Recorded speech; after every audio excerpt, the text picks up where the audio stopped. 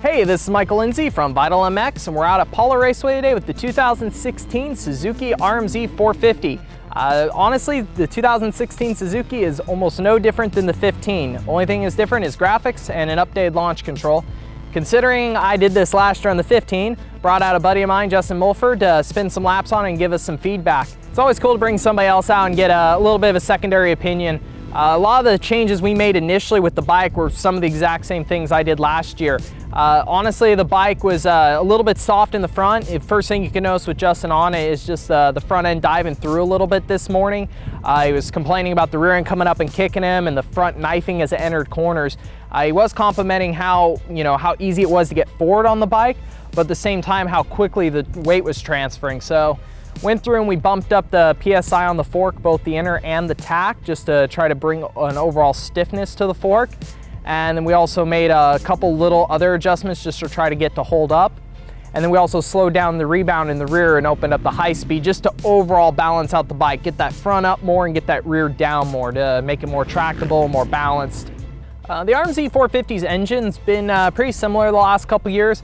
At no point does it really outperform anything else in the class, but the one thing it has going for it is it is very broad and it's really responsive. It's really well mapped, basically. The bike just feels really clean throughout the entire power band. Feels like it always has a little bit of pickup when you need it.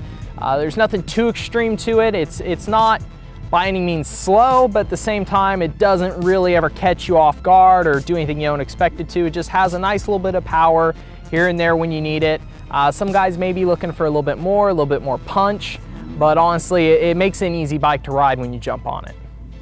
Being a smaller rider, the Suzuki 450 fits me well for the cockpit area and the overall controls, but our guest rider today, Justin's definitely a little bit of somebody that's on the lankier and taller side, and his comment was interesting that on his personal cow, he usually tries to run a lower bar, but he felt like on the Suzuki, it is too low as it is versus the seat height. So it felt, a little bit cramped, a little hard for him to get off the bike and move under it to kind of throw it around, whip it like he likes. So kind of interesting. I've noticed that before too. Some of the taller riders I've seen on this definitely go for a little bit different of a control setup to try to open it up. The Suzuki definitely has a long seat base, like there's a lot of room to move on that bike, but if you're a taller rider, you're probably gonna have to adjust those controls to allow you to get around on the bike.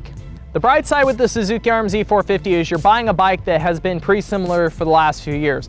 If you've owned one, you know what it's like. If you haven't, you've heard a lot of reviews over the years, you know what it's gonna be like. The downside is you are getting a bike that is 9 years on the same plastic. It's the only manufacturer that's not upgraded the brake rotor size. But you're getting a proven package and you've got a really good idea at this point of what this bike is capable of and what there is out there to make it better.